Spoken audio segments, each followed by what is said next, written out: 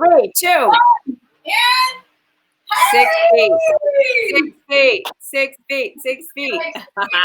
Get ready. I'm putting up the opening.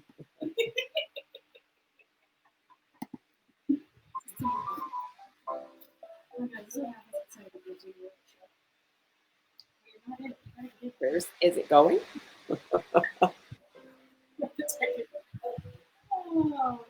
Why isn't it going?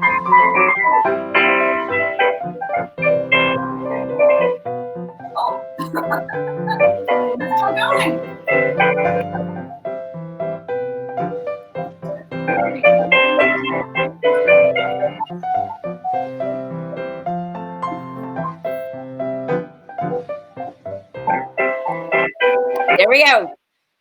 6 feet, bitch.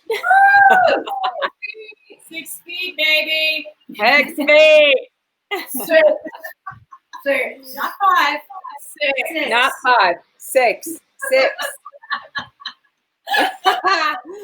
I'm too hot, but I love my hat. Hi, Deborah. Hi. Hi, Holly. Hi, Lisa. Well, I mean, thank you for wearing your hat. This was a gift from my dear friend Desiree and Jill. This is their company, 6 Feet Bitch. It's just a great tongue-in-cheek, but also to just spread awareness about wearing masks and keeping yourself social distance away from people. So anyway, they're doing a great job. So check it out on the website. I'm roasting it. I'm putting it up right now. 6feetbitch.com. Is it .com? What's your website? We're hot bitches. What's your website? 6feetbitch.com. Okay, I'm putting it up. Woo! So today is Holly's Homegrown Tuesday, and Holly, oh my God, is here in New Mexico. Snap! And wearing her New Mexico paraphernalia, and lo and behold, making authentico Enchiladas. So we're excited. We have incredible chili locally purchased, and I'm going to just be sous chef bitch today. And all right. Okay, you tell me what to do. Okay, I'm gonna get you a hat that says sous chef bitch. We need to start a t-shirt company for all this. Oh my God. Yeah, we have one t-shirt we need to call Fat Carries the Flavor. Oh yes. That's very true. Definitely. So we are in the lovely state of New Mexico, the land of enchantment. It's beautiful. We actually went today to Ghost Ranch, where Georgia O'Keeffe's famous, some of her famous landscapes are from. It really is a magical place. Abiquiu, New Mexico. It's just gorgeous. So yeah, we were trying to think of what to make, and we, of course, since we are in the land of chilies, New Mexico is known for their chili. It's practically the state food. Yeah. Well, it is.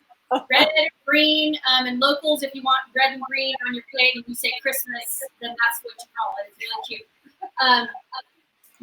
All chili peppers are native to the Americas. They're all mostly from Mexico and Central America. So when you buy things like Hungarian paprika and things like that, those are all peppers. Paprika means pepper. And those were all brought from the New World to the Old World. So any peppers and things that are now really part of a lot of European and Eastern European cuisine were all originally here from this area and Mexico and Central America. So you need to get credit for that. So the New Mexican chili actually is a very specific cultivar. A lot of it is originally a poblano type of chili, which is a long, you see the long green chili. And then when you, chilies like all the bell peppers are a type of pepper as well, usually start green, and as they mature, they get red. But you can eat them in different stages. Greener chilies are a little more tart. Just think of your green bell pepper; it's a little more peppery and tart. But your red bell pepper is more mature; it's actually ripe. So a lot of people think that those are different plants, but they're actually not. So New Mexico specifically has registered its cultivar, which is a specific type of poblano, as a New Mexican chili. You cannot grow these. People do grow them outside of New Mexico, but if you actually put something on your label, it has to log it says like champagne. It has to be from France. If you grow chilies, it has to be from the state of New Mexico. It's called Appalachian. Wait, That's what it is. this is your chili ABA. I'm gonna chime in sometimes. So, so enchilada sauce is a real staple. You can not only just use it in enchiladas, but it actually you can save it, and which we'll be jarring in our wait for it mason jars. And Mason jars. You can put enchilada sauce on all kinds of things. It's not exclusive just to enchiladas. It's essentially a roasted red pepper with a little bit of tomato and onion sauce. Well, you call it a salsa rosa. You could. Right? I just call it yummy.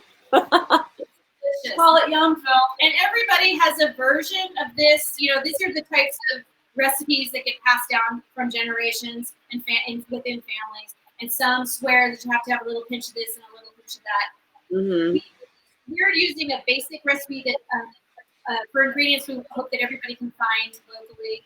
And your grandmother had some secret twist to it or some special secret ingredient, let us know. And because it'll be fun. Yeah, post it. We want to know.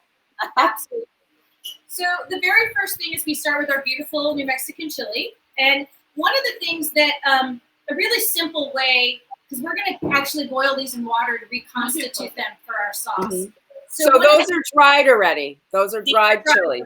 So these have been dehydrated. Okay. Oh, look, Lisa's the camera girl. Look at that. Yo. Find a whole one that looks like that. So this is whole. See? So this is was a fresh chili. It's been dehydrated, and that's all that's happened to it.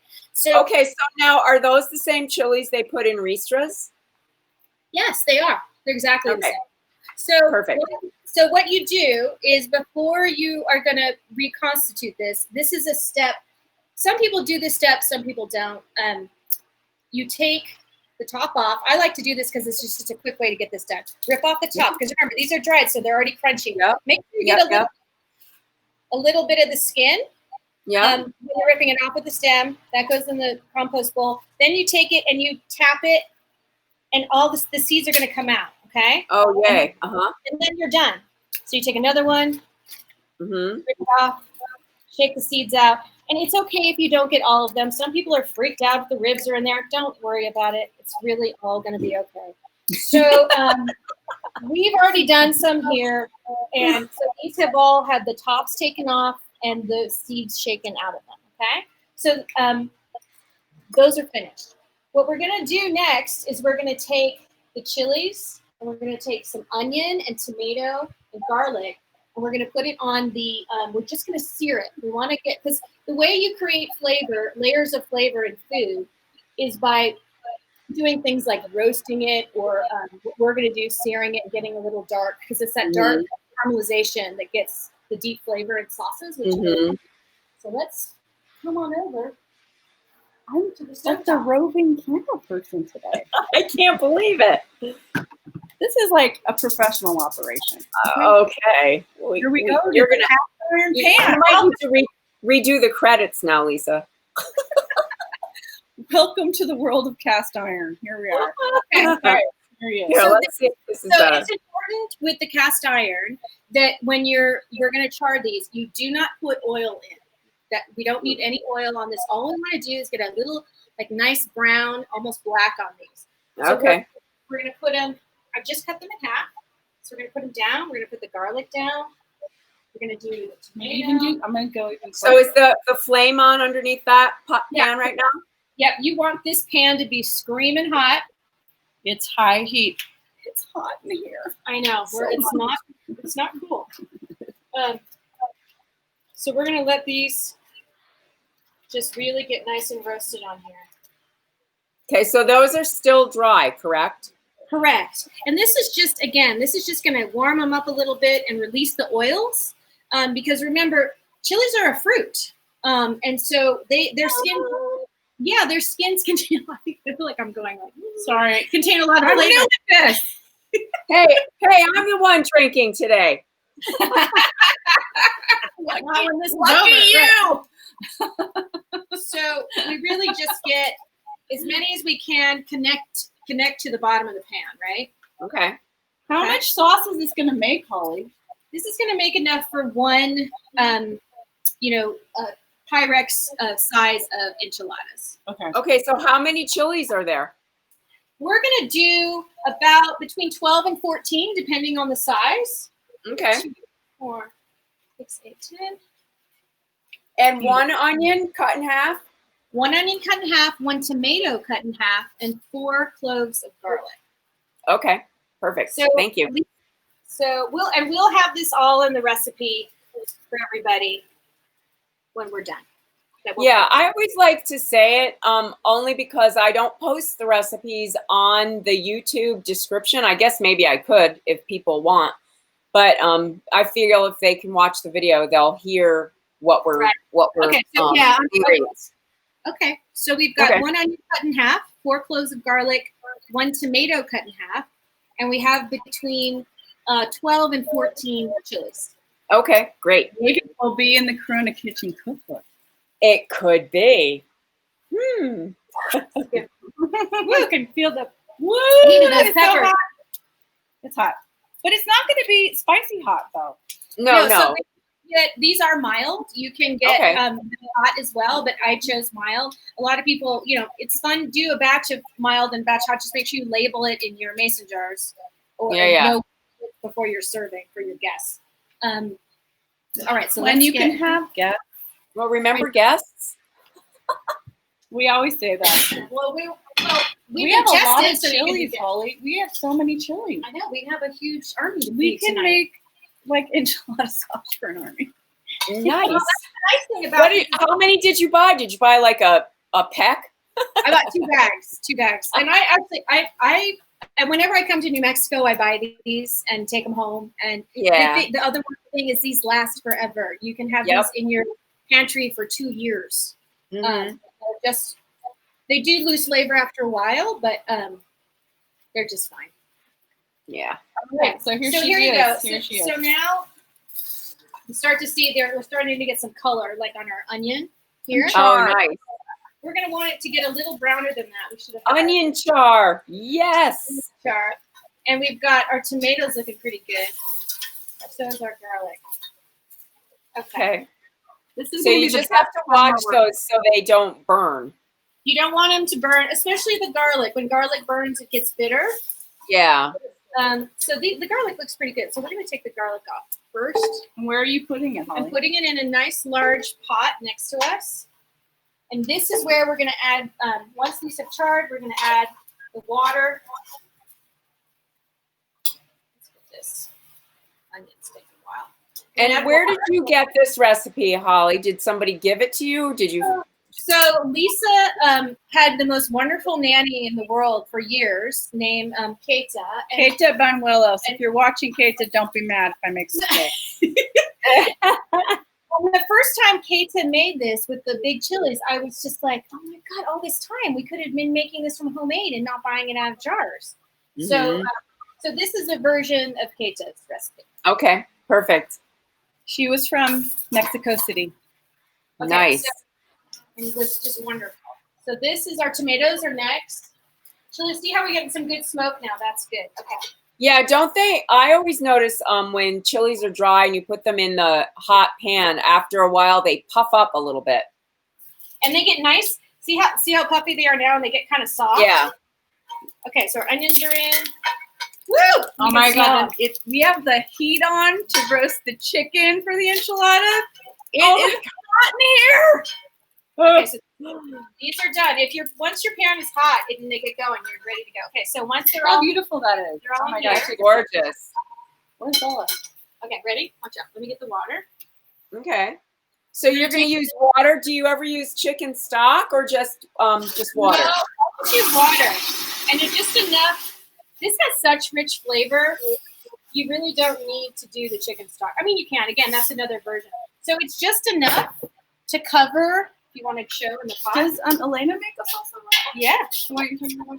So she, my mother-in-law does. Who made the Remember Elena? Shout out to Elena.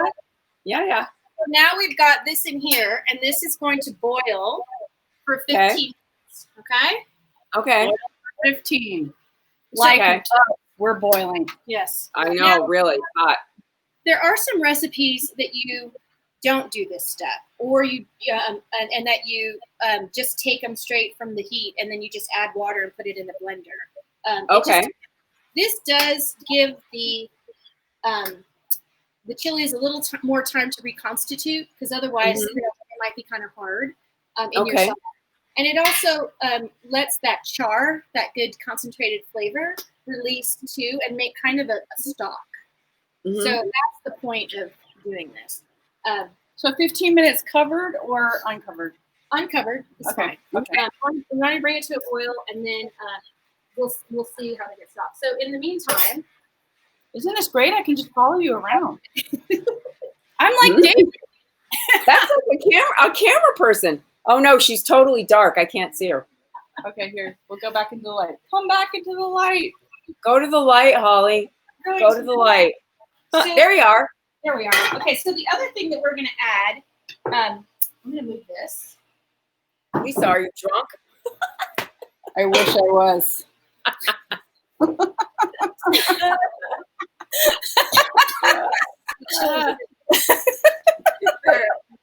So one of the things, of course, I have to talk about herbs, right? So one of the main staple ingredients in a lot of Mexican cooking is, of course, Mexican oregano. It's different than Greek and Italian. It actually does have a really different flavor profile. It's nice and pungent. It's got almost a sweet quality to it, a little more herbaceous than Greek. It's delicious. Hey, how'd you get over there? So once the peppers are done, we're going to add, we're going to get in our blender here. We're going to add them, and we're going to put, oh, I forgot this secret ingredient. So this is the secret ingredient. This is the secret ingredient. They add a cinnamon stick when it's boiling. Oh, and are you going to put it in the pot, the water pot? Put it in the pot. That okay. Like bay leaves, cinnamon sticks always get taken out. If we put that in the blender, it would ruin the blender, or it can become splintered, and we don't want anybody. Okay, well, I heard this story about bay leaves. I always crush them because a friend of mine years ago told me, who was a nurse, said she's gotten people in the ER that the bay leaves, they've swallowed them and it's gotten caught in their throat. So either make sure you take them out or crush them up. One of the things I do for some of my blends is actually for my herbs de Moraga, which is an herbs de Provence takeoff, is that I actually take the dried bay leaves and I grind them in my grinder into a powder. Yeah. Several other cultures use, Mexican cultures, East Indian cultures use ground bay powder, and that's a really nice way to get that same flavor, and then you don't have to worry about it. Well, that's one of the ingredients that's in Old Bay seasoning. Is crushed bay leaves. Is it really? Well, that would make sense. I know. I in college in DC, and so I spent quite a bit of time putting Old Bay on blue crabs. And so oh yeah. I just wanted to add that Tita Buenuelos, who's inspired this, what she made the best mole I've ever had in my life.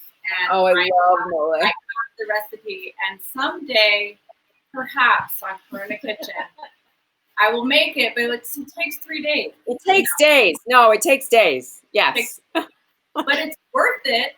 But it's totally worth it. When Obama was inaugurated the first time, I had a huge mole party. It was so fun. I was like, oh, look, everyone's coming together just like mole. Oh my God, Deborah, think of the party we will have in November for wishes. I'm thinking about it. I'm thinking about what we should eat. Okay, so I found this in my spice cabinet. The Chipotle Chimayo red chili, not the regular red ground, but the roasted one. Just Holly smell it. So we're going to put a tiny bit of that in there too, just because. Because why not? Why not? Yeah, I mean, this is a good time too to kind of look in your spice cabinet. What else do you have that you may want to add to the flavors? So I think what we're going to do is we're going to go ahead and take those off and start blending them. Okay. Hi. Hi. Someone said hi. I'm saying hi back. I don't know who it is. You need to no. So what you do is, do you want to bring it over? Yeah, I'm gonna. Okay. Camera A, flying in. Oh my God! Look at how professional. Isn't this great? This is a great episode, I tell you. Okay. Here, can you get it on the thing? Yeah, here we go.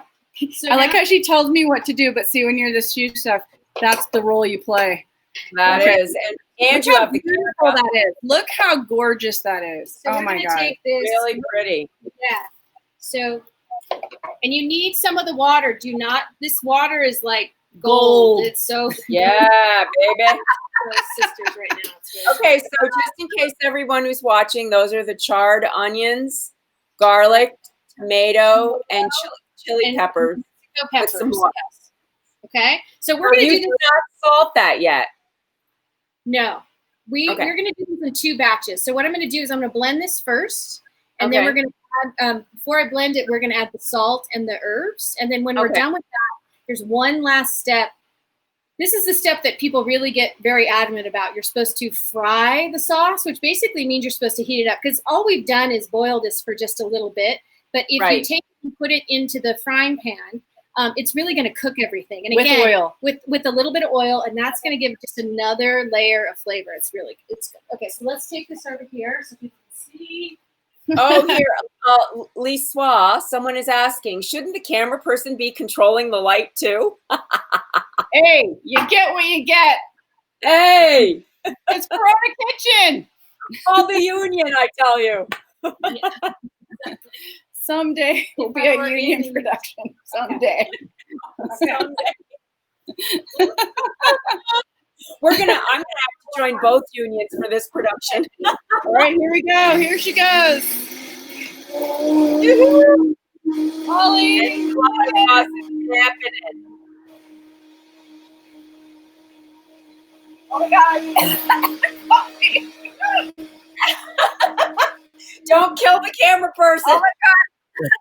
The air of chili oil in the air. Oh my God. Oh my God. Oh my God. Get a mask. Where are you going to put that now? Where do you put it over here? Oh, yeah. You have to We're fry gonna fry it. it. So Okay, we're not going so- to turn this on yet. So she takes the same cast iron pan. And did you notice I put the herbs and the salt in? No. I did. What can you tell us how much? I did it. I would Oh love to. no! Did she measure? I did a pinch Are you kidding of me? oregano, a pinch of salt. Okay. Okay. Now we're going to do a swirl of all oil. Grapeseed oil. And I like grapeseed oil because it's flavorless and it can withstand high heat. Okay. Okay. So this Yep. gets. I'm not going to turn the heat yet because we're going to do the second batch. Oh wait, did I Okay. make it? Oh. Oh, we have. All right, I need to make it. Okay, so let's take our onion out. Yum. So if you can Oh see my it, I mean, God, this is that what- is this is enchilada sauce, gorgeous. right? It's Gorgeous. just divine. Okay. So let's- I love enchilada sauce on eggs, on scrambled yeah. eggs. And so you don't huevos have to- you rancheros. don't even have to do this. Mm. Let's just. We love chili in New Mexico. We're gonna keep going. Okay, Okay, so when they say fry this, just turning on the heat. Fry it. That is hilarious. I know isn't that funny? I'm like, okay. Fry it. So are you reducing it at all? Or are you just going to heat it up, kind of thing? Literally, you want it to start bubbling because you want the oil. You want. So if you think about the fact that It's bubbling. all we did was cook the outside of the onion and the outside of the tomato. So one of the things, the last steps that we're going to do, I'm just going to let this bubble a little bit. And really, it's about 30 seconds to a minute. It's not any longer than that. Okay, so you're just really kind of cooking it off a little bit. We are. And the Okay. last thing that another one of our, see how it's getting to bubble? Okay, and that's about it. So like a secret ingredient in marinara, a lot of people put a little teaspoon of sugar because the tomato, the acidity in the tomato, the sugar cuts that a little bit. We can do the same thing here with peppers, and some people use sugar, agave, whatever. We're going to just use a tiny bit of honey, Okay. okay? And that's just going to help cut some of the tartness. No measuring.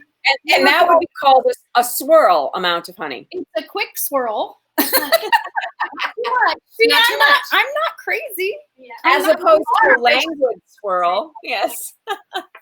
So once that's done, if while you're mixing you saw any seeds or large parts, you can strain the sauce and put it in a bowl before you use it. But what we poured was really well blended, those Vitamixes. Yeah. So we're actually pretty good. I'm not going to strain it because we just don't need to. But that is a Okay. step if you don't have a high power blender, you may want to do that because you don't want to have a bunch of pieces of pepper that, or onion or whatever. So that's it. That's the sauce. Oh, wow. Yeah, that's it. I know, isn't that easy? So one of the things that you want to do is, let's put it in a mason jar. I'm psyched. I don't think I've ever made enchilada sauce. I very rarely make enchiladas, so I'm excited. Now you can do it. Okay, so what we were going to do is we were going to wrap a few enchiladas. We bought some local tortillas, tortillas from Santa Fe Tortilla Company. Yum! Corn tortillas. They're on Bisbee Court Street, right down the road. Nice. So we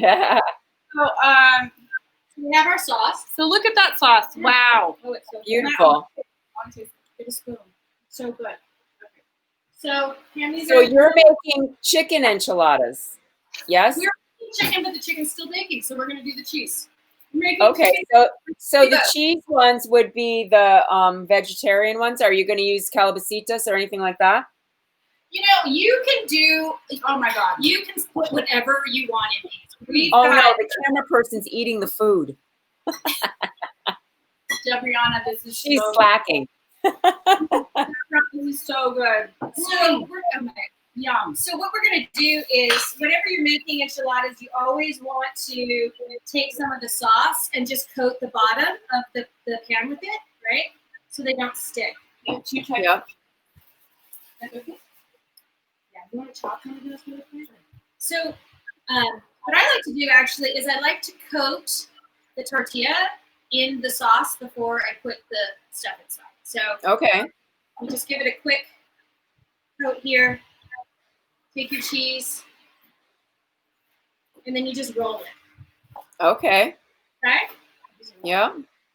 So literally, you could stuff anything in there. You could put calabacitas. You can put beans and squash, or you could grill some more vegetables.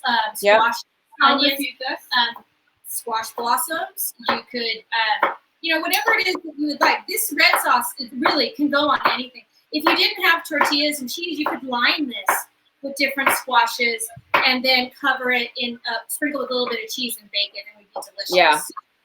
So it just depends. It depends just what you want. Someone's saying, hey, come on, no breaks yet, camera person. It's only been 30 minutes. Hello, I'm working over here.